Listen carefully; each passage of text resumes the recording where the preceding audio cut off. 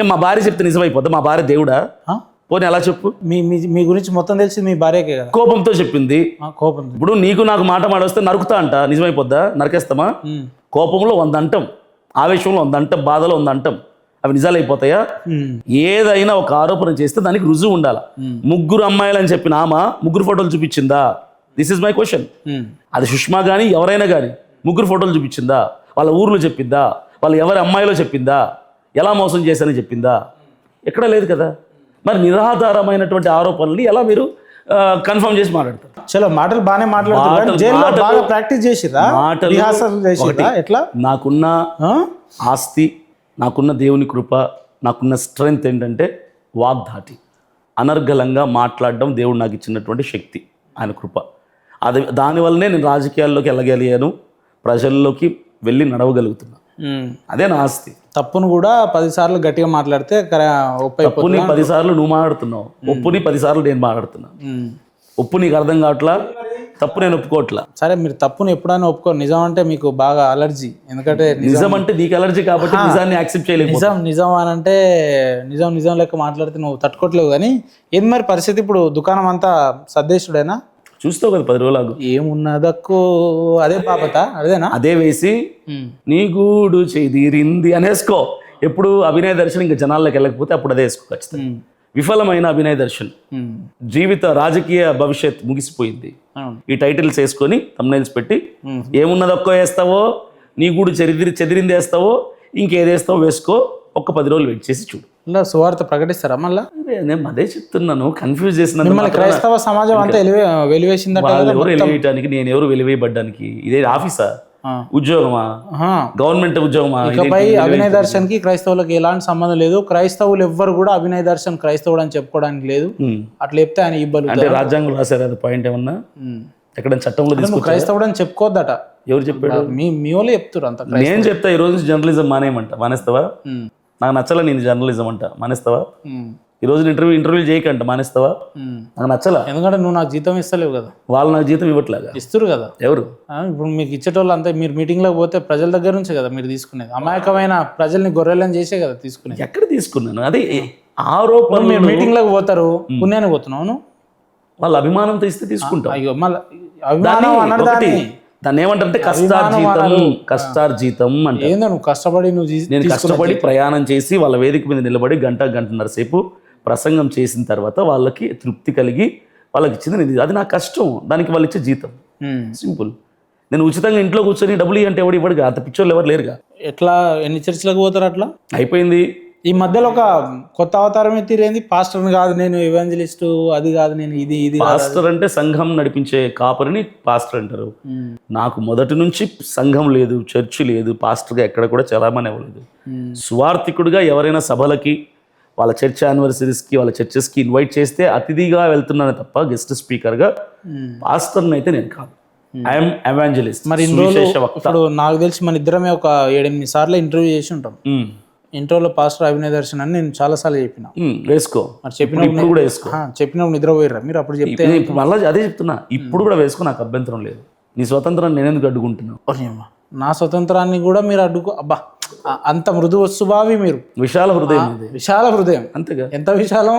నువ్వు నన్ను పైసలు ఇచ్చి దాడి చేయించుకునే అంత విశాలమా? దొంగ అభినయ దర్శనం వేసినా నేనేమన్ను, పాస్టర్ అభినయ దర్శనం వేసినా ఏమన్ను, మోసగాడు అభినయ దర్శనం వేసినా అది నీ స్వతంత్రం, నీ స్వేచ్ఛ. నేను అందుకు అడ్డుకుంటాను?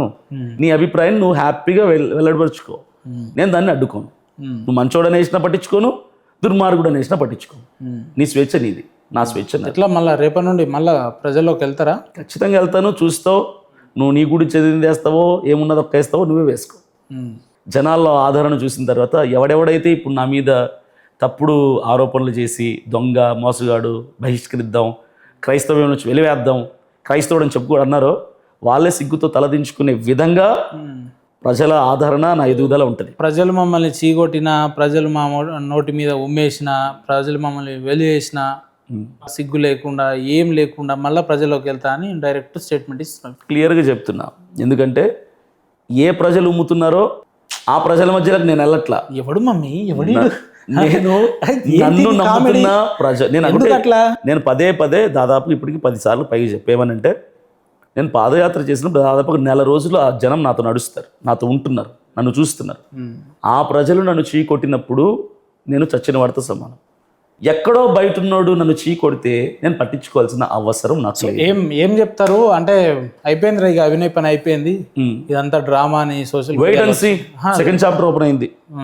Let's wait. సింపుల్, అంతే సింపుల్. మొత్తం ఇంగ్లీష్ బాగా పర్ఫెక్టా ఎట్లా? పర్ఫెక్ట్, చాలా పర్ఫెక్ట్గా మాట్లాడతా. ఇంగ్లీష్ హిందీ ఇంగ్లీష్ మాట్లాడితే నాలెడ్జ్ ఉన్నట్టు కాదు. English is just language.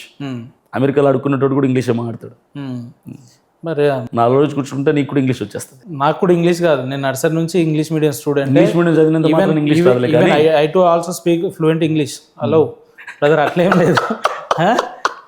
If you want to debate in English we can. Hello brother, అదేందా మాకు కూడా ఇంగ్లీష్ వచ్చు. కానీ చూసినా విషయం ఏంటంటే, చెప్పేది వినండి. విషయం ఏంటంటే ఇంటర్వ్యూలో ఇంతసేపు హార్డ్ డిబేట్ జరిగింది కదా, ఫైనల్గా నవ్వించాలనుకున్నా నవ్వించిన. ఓకే, అంటే కవరింగ్ ఏం చేయలేము ఇంకా. ఆ మాత్రం కవరింగ్ ఉంటే తప్ప నవ్వించాలనుకున్నా నవ్వించిన. ఎందుకంటే ఇంటర్వ్యూ అంతా హాట్గా జరిగింది. నువ్వు మనసులో అనుకుంటావు నీ అమ్మ వీడు ఏందిరా పిలిచి ఏది పడితే అది మాట్లాడు. నీ ఇంటర్వ్యూవే కాదు, ఎవరి ఇంటర్వ్యూకి వెళ్ళినా నన్ను అలా అడుగుతారు, ఇంటర్వ్యూ పాజిటివ్గా చేద్దామా నెగిటివ్గా చేద్దామా, నేను అడగాను హాట్గా చేద్దామా, ఎంటర్టైనింగ్ అని నాకు నువ్వు అడగలేదులే, నన్ను అడుగుతారు చాలా మంది. నేను ఏమంటానంటే, మీరు ఎలా చెయ్యాలి అనుకుంటే అలా చేసేది. నాకైతే లిమిటేషన్స్ లేవు. మీరు ఏ క్వశ్చన్స్ అయినా సరే. ఇప్పుడు ఒక పర్సనల్ క్వశ్చన్ అడుగుతా. సరే ఇంతసేపు బాగానే జరిగింది, ఇప్పుడు అడగాల్సినవన్నీ అడుగుతున్నావు పర్సనల్. ఇప్పుడు మళ్ళీ పర్సనల్ క్వశ్చన్ ఏంటి? నా క్వశ్చన్ ఇది. నేను ఎప్పుడైనా ఫోన్ చేసి ఇంటర్వ్యూకి రావాలి సిగ్నేచర్ స్టూడియో కానీ అంటే ఏమనిపిస్తుంది? ఉపేందర్ గురించి చెప్పాలంటే ఏం చెప్తారు? నాకు మంచి ఆప్తుడు, మిత్రుడివి. ఖచ్చితంగా హైదరాబాద్కి వస్తే ఖచ్చితంగా నీ దగ్గరికి వస్తున్నా కదా. నేను వస్తున్నట్టు నాకు చెప్తలేవు కదా. నా దగ్గర ఇప్పుడు డబ్బులు ఆశించో, ఏ రోజు ₹1 అడగలేదు. నేను ఏ రోజు ₹1 నువ్వు అడగలేదు, నేను ఇవ్వలేదు. ఇవ్వకపోయారు ఎన్నడన్నా 1,00,000 2 లక్షలు సరదాగా ఏదో ఉంటావులే కానీ. Sorry for if an interruption brother. అలాంటిది ఏం లేదు, ఇంటర్వ్యూలు అట్లా ఏం లేదు.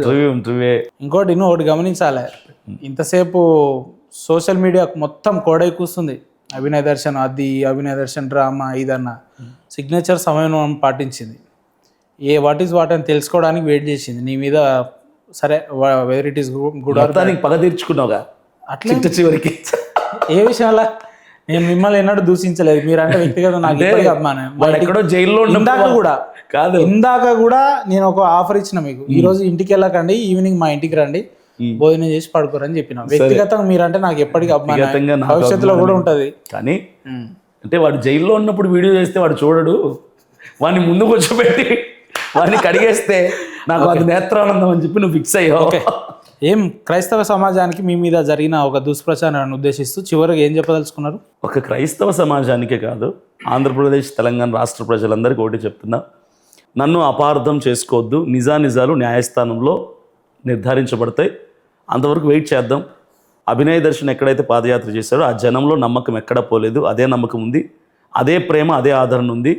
మరికొద్ది రోజుల్లో అదే పాడేరు నియోజకవర్గంలో అఫీషియల్గా పర్మిషన్ తీసుకొని పాదయాత్ర కార్యక్రమాన్ని కొనసాగించబోతున్నాను. ఇదొకటి అర్థం చేసుకోండి.